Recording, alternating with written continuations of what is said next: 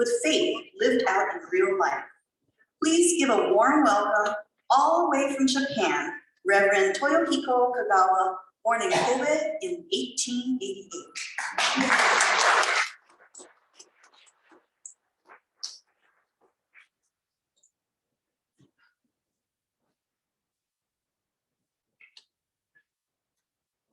This is microphone. Oh, yes.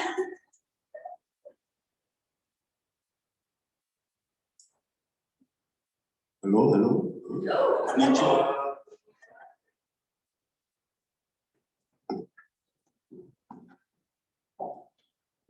Actually, Nakase Lee-san, arigato. I have not come from Japan today. I've come from heaven. I'm no longer with you here on this earthly planet.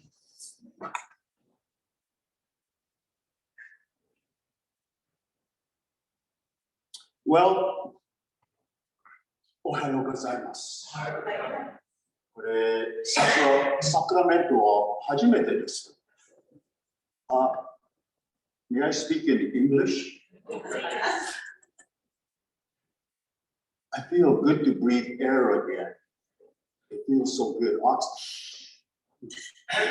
As Jana said, I was born in Japan in 1888. So I am no longer here with you on this planet. But I am so glad to be here today in Sacramento. And I see it's a very pleasant place. You like living here, I'm sure. And it's good to be here at Parkview Presbyterian Church. Yes, I have an affinity towards Presbyterians. I am an ordained Presbyterian minister. Well, I'd like to talk to you today about how I became a Christian. When I was a young boy, it was very difficult to be a Christian. My family did not understand Christianity, thus they did not like Christianity. It is not an easy story to tell about my life. If it were not for the testimony of Jesus Christ, I would not be able to speak to you about my life today. My father was a very influential and wealthy man.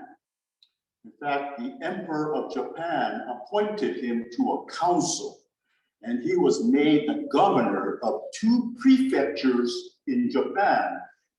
Here in the United States, that would be the governor of 2 states, maybe California and Oregon. It may sound very strange to you Christians here in America, but my father had 2 wives. With his first wife, he had no children. The second wife, who is my dear mother, she was what we call a concubine, or maybe you know the word mistress. Well, she was a professional dancing girl, and actually a very beautiful woman. She was my mother. My father, whom I do not remember much about, died when I was 4 years old, and my mother died shortly after. And my father's first wife, who had no children, adopted me as her own. By no means was I considered a poor child.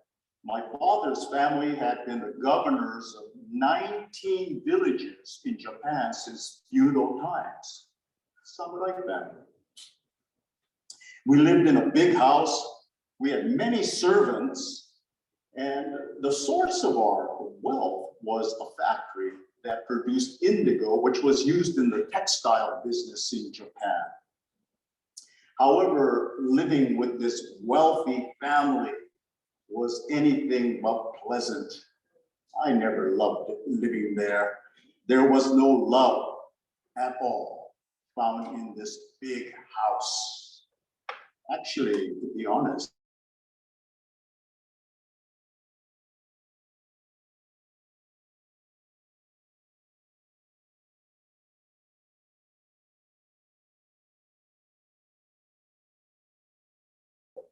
I was always, but when I was 9, they sent me away to study in a convent.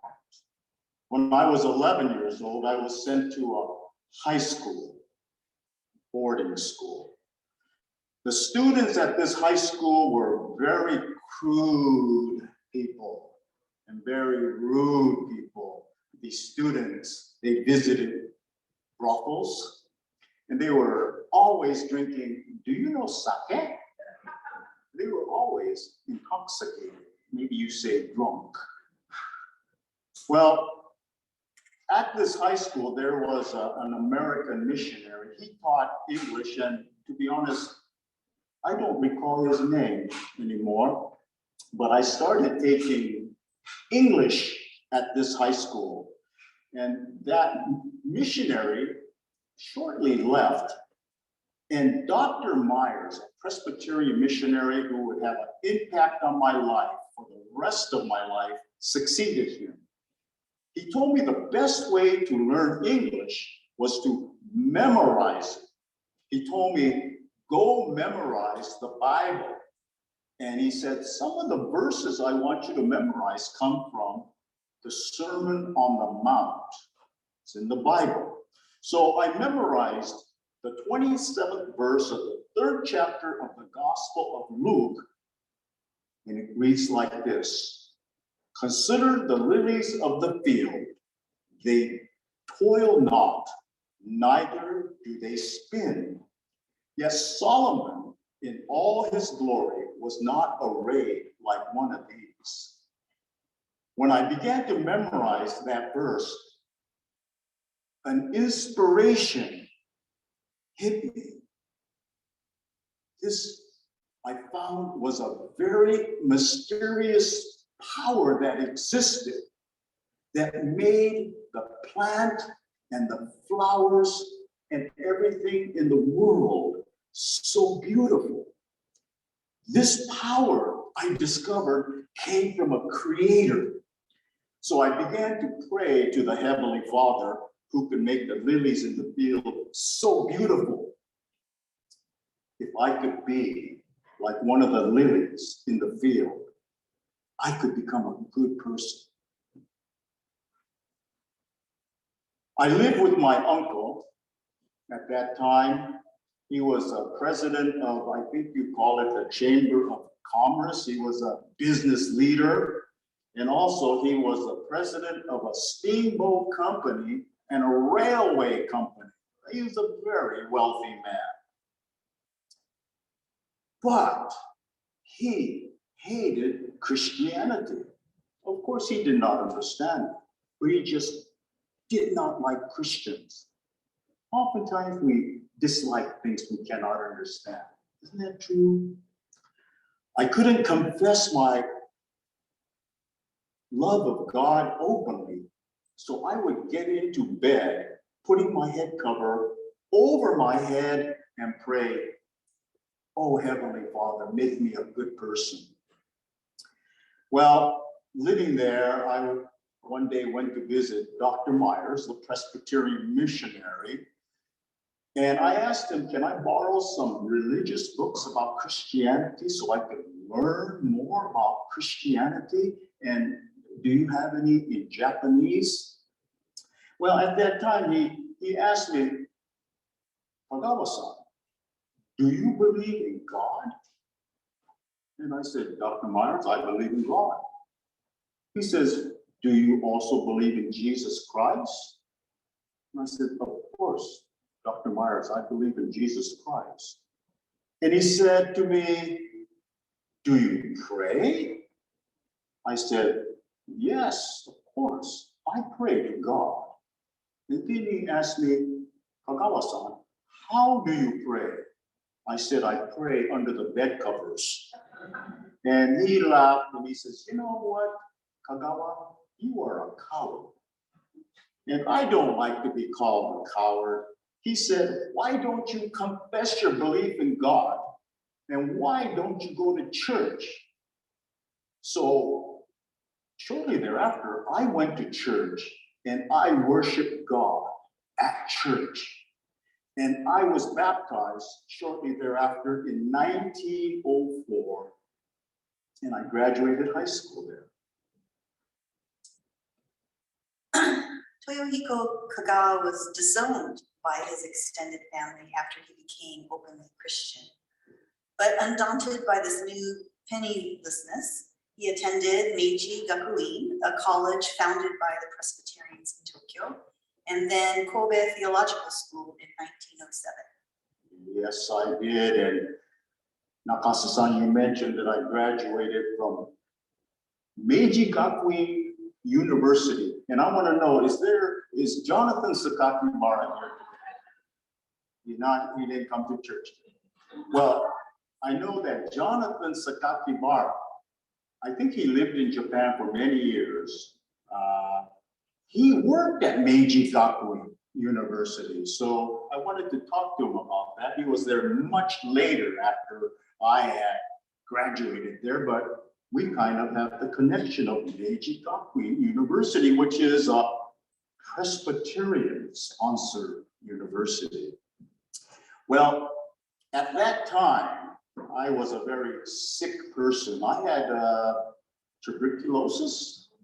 You know, that was a serious disease back in those days. And Dr. Myers, again, that missionary, was very kind, and he sent me to a sanitarium, a hospital, so I could recover.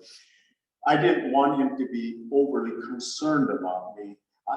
I really did not have much resources, and I only had 15 yen, but I rented a small room, a cottage actually, for 1 yen a month in 1905 or so. That is about 30 cents a month. So there was not much to my room. There was no bed, no mattress. So I got some straw, laid it out on the floor, and I slept on the straw for the following year. I was very lonely, I must say. There were only the animals that lived in the little cottage. I had one dog, I had a cat. There was a snake that lived also in my cottage. And then I counted during that year, there were 5 spiders that lived also with me.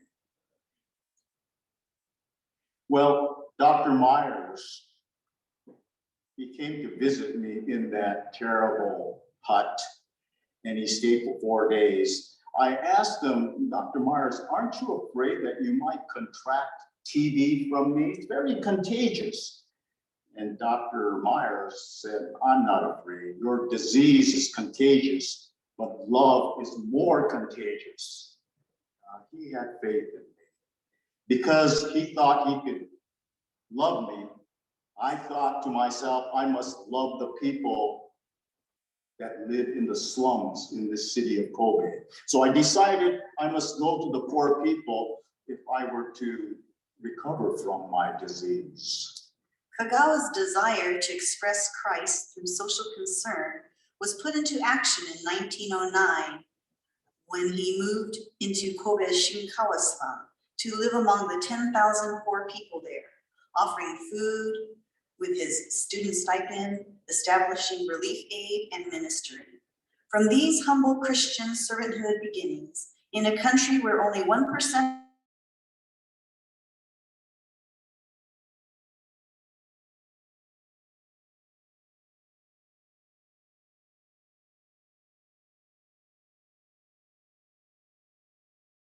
long time in my life. And I would like to give also credit to a woman that I met while I was working in the slums. Her name is Haru, and she became my wife. And without Haru, there are many things that I would have never accomplished in my life.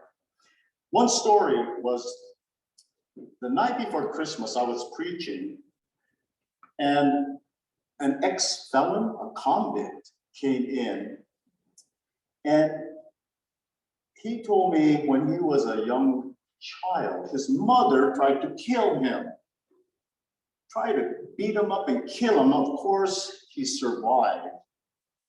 Instead, he lived and he became a thief. He had a horrendous way of stealing from people. He would set fire to a house in the neighborhood. All the people in the neighborhood would come out to see the fire, and then he would go to their homes and rob them. He burned down in his career 200 homes. He was caught, he was found, and he was sent to prison. I think he was there for at least 10 years. But somehow, from another convict there, he received the New Testament.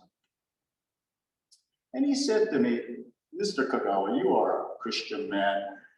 There is a vacant house in the slums of Kobe where you can live. This house has been vacant for many, many years because the person who lived in that house was killed in that house.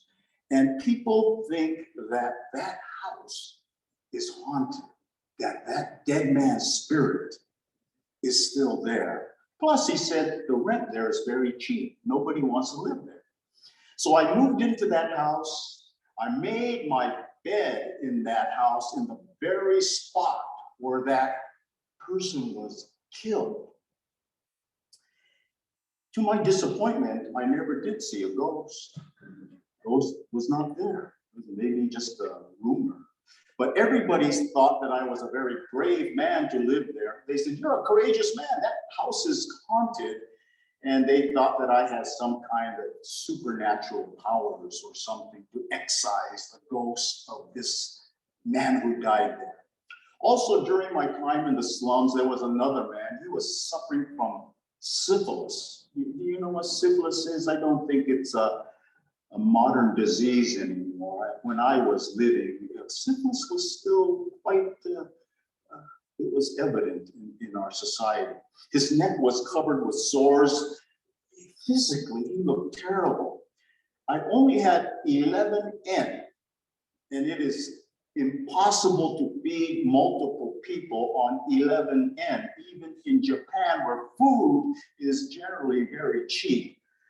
I skipped lunch during the day. I only had 2 very meager meals. Frankly, I was hungry every day. I was hungry every day. Give us this day our daily bread. If you have plenty of food and you have never been hungry, you cannot understand the meaning of the Lord's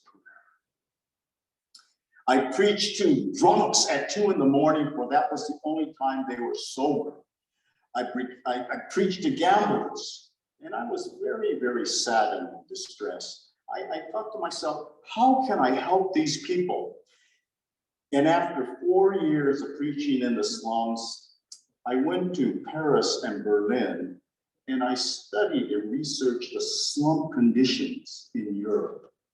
Then I also went on to the United States, where I studied at the Princeton Theological Seminary in New Jersey. I don't know if you've heard of that theological school. It's a Presbyterian theological school. And I studied slums in America. And then Kagawa-san, you returned to Kobe?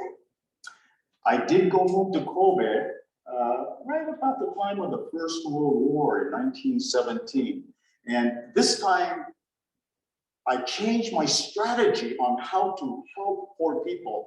I began to organize labor unions and cooperatives. And I believed that unless there was a change in our economic system, I thought it would be impossible to combat poverty. Then there was a big general strike when I was there, and 40,000 people took part in this strike.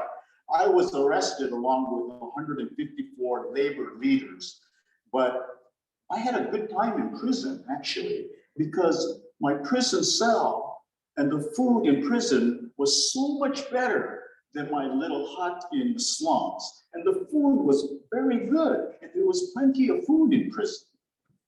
So the warden, who kind of took note of me, he gave me a pen and pencil, and I had some paper. And starting with his stories about the slums, Kagawa wrote over 150 books during his lifetime, and he would be nominated twice for the Nobel Prize for Literature. Yes, I did enjoy writing, and I really love to read. I would say that people would now call me a voracious reader, which is kind of odd because I don't know how I did it, because I had a disease that I was almost blind. Most of my adult life, I could not see, but somehow I was able to read, and I wrote and wrote and wrote. When I came out, I began to organize farmers associations, because in Japan, farmers were very, very poor. I think they probably do okay now, but when I was alive, they were poor. And an average farmer's income was only $150 a year. So they were just barely hanging on. Then in the year 1923, I don't think many of you were here in 1923, but maybe you know history. The Kanto area of Japan around Tokyo had the great 1923 Kanto earthquake. 74% of the houses in Tokyo were destroyed, mostly burned down because of the fires. Nearly 2 million people lost their homes. They became homeless, not to mention the thousands and thousands of people who died during that great earthquake in 1923. Now, at that time, the Japanese government asked me to be one of the members of the Imperial Government Commission on Reconstruction. They asked me, Kagawa, how much would it cost to wipe out all of the poverty and slums in Japan? And I didn't have a real good idea, but I said, about 20 million yen should eliminate some of the slums, at least the big ones in the big cities. So the bill in the parliament passed this bill, and 6 of the biggest cities of Japan were able to rid their city of slums. Now we have cooperatives for 80% of the farmers in Japan. I think the life of a farmer has much improved since then. In 1935, Kagawa was invited to a 6-month speaking tour of the United States. In mid-December, he arrived on the Nippon liner Asama Maru in San Francisco, where he was to be guest of honor at a special welcome luncheon organized by the mayor. But his entry into the United States was halted. The public health service, when they inspect people, who are trying to come off, discovered that he had that trachoma, the infection of the eye, and they didn't, want it to spread. So they took him off the boat and sent him to Angel Island for isolation. In the meantime, protesters against labor unions and cooperatives showed up at the docks and hoped to force a return to Japan. So President Franklin Roosevelt was made aware of the dilemma by his supporters. And so the president intervened and asked that this be remedied without delay. And so Kagawa-san was able to proceed on with his tour of 132 cities in the United States and Canada. And let's eavesdrop and listen to an excerpt from the speech. Yes, Jana-san, that 132 city US-Canadian tour was very exhausting for me, but it did uplift me. Folks, if we are Christians, why can't we live with economic ethics? I'm very eager to put the spirit of Christ into international life. We must have a new Christian economic ethics based on cooperation. Businesses, companies should not be driven by profit, but by service to humanity. I ask you, let us have Christian ethics. Let us have the kingdom of God movement. Let us wipe out the causes of war through economic ethics. Let us have love. So I ask you, have the spirit of cooperation among us, and let us live with the spirit of cooperation. Kagawa had organized the National Anti-War League. He was thrown in jail in 1940 after apologizing to China for Japan's occupation. And then he traveled to the United States in the summer of 1941 on a peace mission with the Japanese Christian Fellowship. Attempts made towards the Japanese embassy in America to mediate peace and avert any potential conflict were rejected. Kagawa returned to Japan. He was jailed several times again for voicing his anti-war stances leading up to the attack on Pearl Harbor. Yes, I was put in jail again. So you might be thinking, gosh, he must have lived half of his life in jail. And of course, I told you that I like jail. It was clean and neat, and you got food 3 times a day, which was very unusual. But I'd rather be outside, but jail wasn't bad. So at that time, late 1930s, I went to the Japanese government, the parliament, urged them to be peaceful, don't go to war. I told them that I had just come back from America, and the Americans, they don't want war. And I am telling them in the government, Japanese people don't want war. They want peace. But as you know, they didn't listen. Things did not go well. You know history. We embarked on the Pacific War with the Americans. I would say that at that time, my heart was completely broken. The stories Kagawa-san just shared with you were from an address, The Story of My Life, that he gave during his tour of the United States. He was a complex man, a rebel and a mystic, a dreamer and a doer, an extraordinary man who loved Jesus with all his heart and served others with all his might. In the face of doubts concerning the validity of Christian principles for modern day, Kagawa, Japan's apostle of love, went into the thick of life where conditions were most difficult and demonstrated Christian life by example, yielding up his life as a witness for Christ. It may be difficult for us in the 21st century, when Toyohiko Kagawa's name has faded, to appreciate the level of international celebrity that he enjoyed during his lifetime. Kagawa was often mentioned in the same breath as Gandhi, as a charismatic and even saintly leader who brought his religious faith into politics and social reform. Like Gandhi, he was a prominent critic of industrial capitalism. Kagawa's groundbreaking work as labor organizer and founder of the Japanese cooperative movement made him an influential voice for social and economic justice.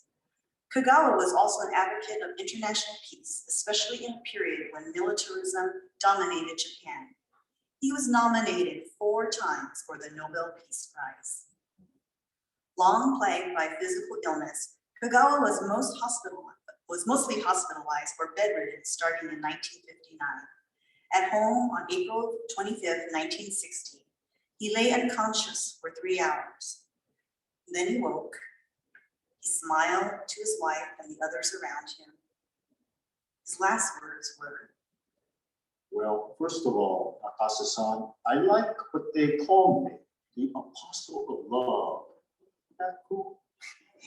But on that day in 1960, my last day on earth, I wanted all the people to know, and I asked them, please do your best for world peace.